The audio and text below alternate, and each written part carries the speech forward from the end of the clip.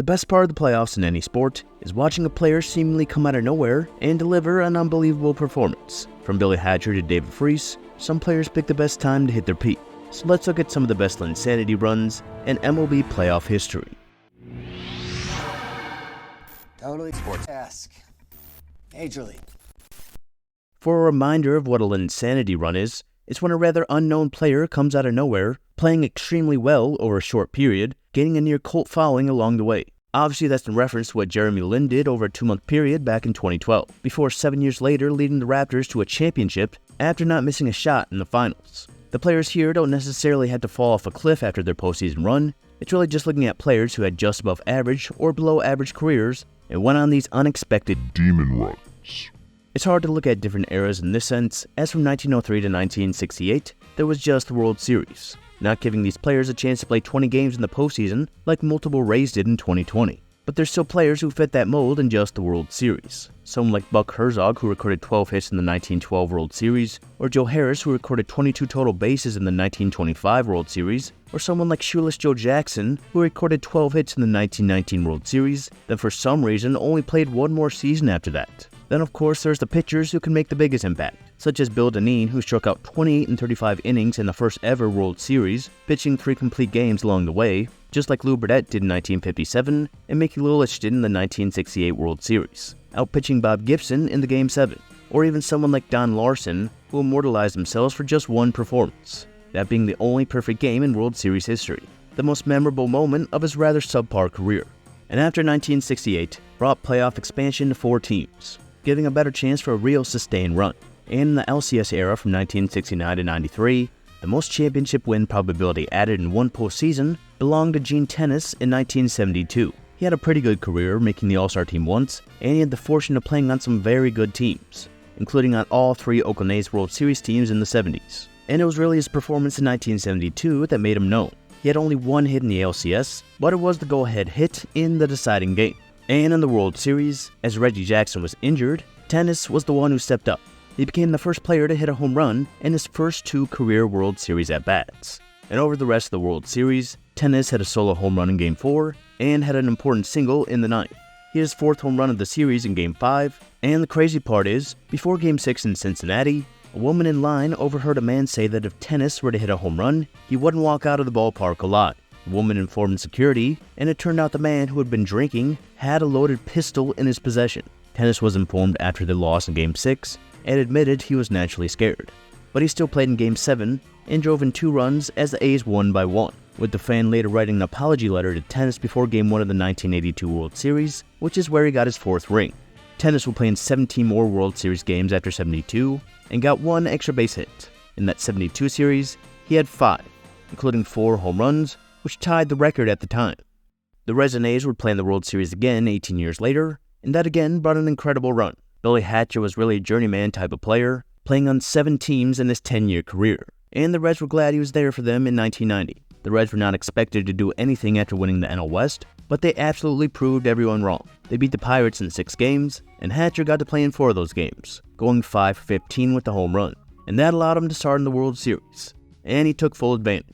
In the first 2 games, he went 7 for 9 with 4 doubles, a triple, and 2 RBIs, and he went 2 for 5 in Game 3 with his 6-run score. And in Game 4, he would make only 1 plate appearance, where he was hit in the hand by Dave Stewart and had to be taken out as the Reds won the World Series in 4 games. Hatcher really only played 3 games, but he was a huge reason the series only lasted 4 games. And in that series, he set a record with a .750 average, breaking Babe Ruth's 62-year record, while still holding the highest on-base percentage at .800, the second highest OPS, the most consecutive at-bats with a hit at 7, and the most doubles in a 4-game series at 4, picking the absolute best time to hit his peak.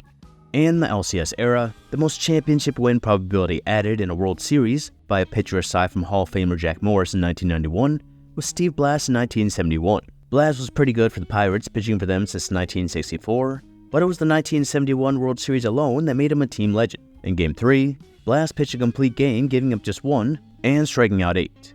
Then, in the deciding Game 7, he did it again, pitching a complete game, giving up just 1, as the Pirates won 2-1. And the reason can be seen in the sense is next year would be his best, as he made his only All-Star team.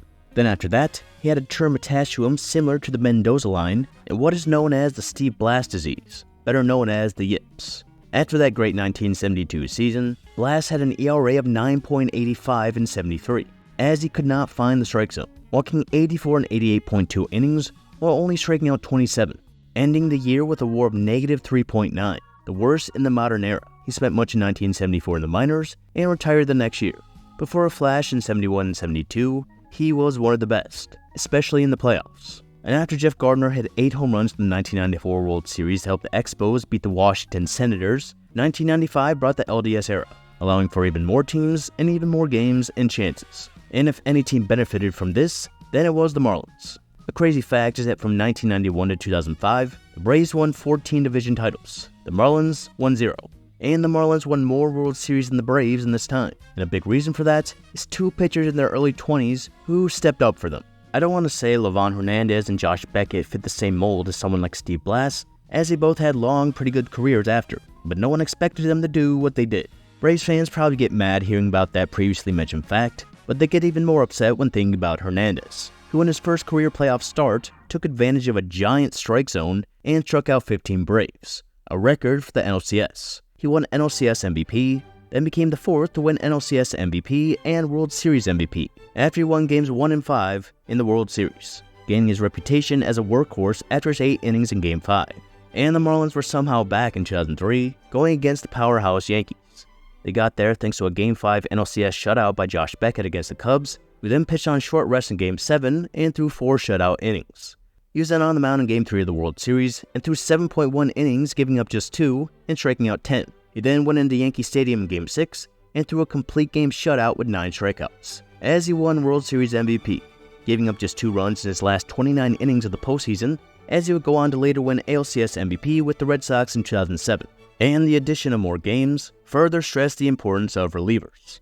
Arguably the most important player in the Yankees dynasty was Mariano Rivera, but before that they had John Wetteland, who set a record with 7 saves in the 1996 playoffs, only getting the chance to pitch 2 more postseason innings after going to the Rangers. That record later being tied by both Troy Percival and Rob Nen, and later Brad Lidge in 2008, who did come back after Pujols killed him on live TV, only mentioning these to back up why a reliever can be so important.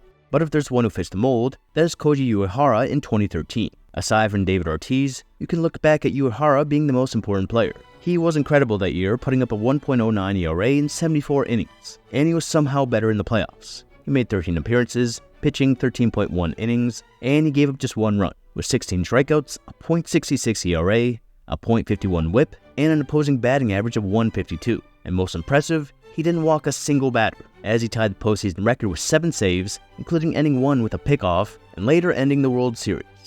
And it only took 1 year for that record to be tied again, with Greg Holland, who in 2014 made 11 appearances, threw 11 innings, struck out 15 with a .82 ERA, and like Uehara, saved 7 games.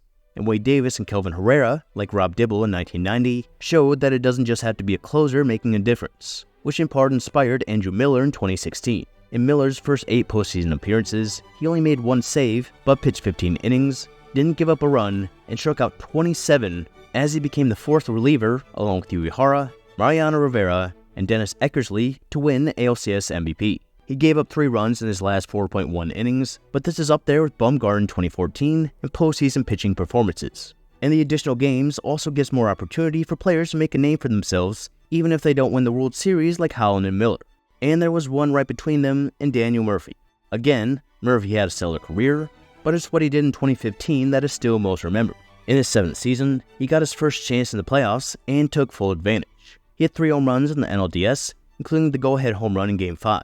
That was his 2nd straight game with a home run, and in all 4 games of the NLCS, he would also hit a home run, breaking the previous record set by Carlos Beltran with a home run in 6 straight postseason games, along with becoming the 2nd player after Lou Gehrig to record a hit, run, and RBI in 7 consecutive playoff games. However, he cooled off in the World Series, hitting just 150 with 0 extra base hits, along with making 2 costly errors, showing how quickly things can change. And another recent run for a player on a team that didn't win was Randy Aronzarena. After making 5 plate appearances for the Cardinals in the 2019 postseason, Aronzarena was traded to the Rays and quickly made the Cardinals regret that trade, which definitely never happens. In the COVID year of 2020, the playoffs were expanded more than they ever were, and because of this, him, Willy Adames, Joey Wendell, and Brandon Lowe played a record 20 games in the postseason, and Randy would go on to set numerous records along the way. He homered in 3 of the 5 games in the LDS while hitting .421, then hit 4 home runs in the ALCS to win ALCS MVP. And those 7 home runs already tied him for the second most home runs in the postseason. And the difference in his run, Daniel Murphy's, aside from the crowd, was that Randy kept going in the World Series. He didn't tie the home run record until Game 3, but a home run in Game 4 and 6 gave him the single postseason home run record by 2, with Corey Seager actually hitting 8 as he won World Series MVP. And this postseason, Randy would set single postseason records for hits, total bases, while finishing the top 5 for runs scored. And while Randy proved himself by winning Rookie of the Year and later making the All-Star team, in the 8 postseason games he's played in since 2020, he's hit just 1 home run while hitting .281, as the Rays have gone 1-7. So it will be interesting to look back at his 2020 postseason when his career comes to an end, though based on what he did in the World Baseball Classic, the best thing he can have is more chances. And just last year brought some examples of it being too early to tell. Another former Cardinal in Adolis Garcia had an all-time playoff performance this last year. Garcia set the record for RBIs at 22 with his walk-off home run in Game 1. And in just ALCS Game 7 and World Series Game 1, he added 30% to the Rangers' championship win probability. And throughout the entire postseason, he added 35.4%. And I'm sure he would have cracked the top 10 if he was able to play Games 4 and 5. As the probability goes up, the closer you get to the title. And another Ranger who set a playoff record was Evan Carter. His 9 doubles were the most in one single postseason.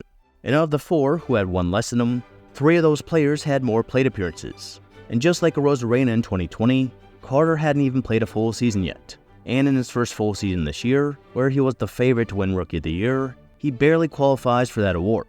And before his unfortunate injury, it didn't seem he had any chance of contention. But just based on what was seen in 2023, it's hard not to see him bouncing back next year. And there's one more playoff Linsanity run to talk about, which is the ultimate one. And the one person who made the Rangers World Series title even more fulfilling, that of course is David Freese in 2011.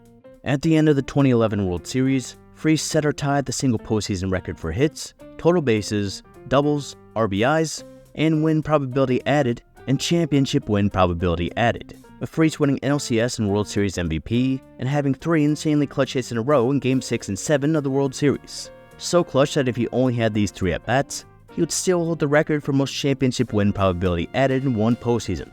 With all this said, he may have had the greatest postseason performance ever. And Freese is again like many we've talked about, in that he still had a pretty good career, making the All-Star team in 2012 and playing until 2019. But he went on to play an additional 51 postseason games and hit .255 with a .767 OPS. And if we just look at postseason stats of players from 2012 to 2023, they moved the needle to 2011 to 2023, he jumps 11 spots to number 1 in batting average for players to at least 50 playoff games, and ranks 3rd in on-base, slugging, and OPS, just further showcasing how legendary his 2011 was, and why it was really the ultimate Linsanity run in playoff baseball history that may never be topped. But there will be many gunning for it this year, and as already mentioned, the expanded playoffs give more random players the chance to make a name for themselves and join others in this video in the stretched out definition of a Linsanity run. Hopefully you liked this video, and if so, please consider liking and subscribing for new videos every week. Thank you.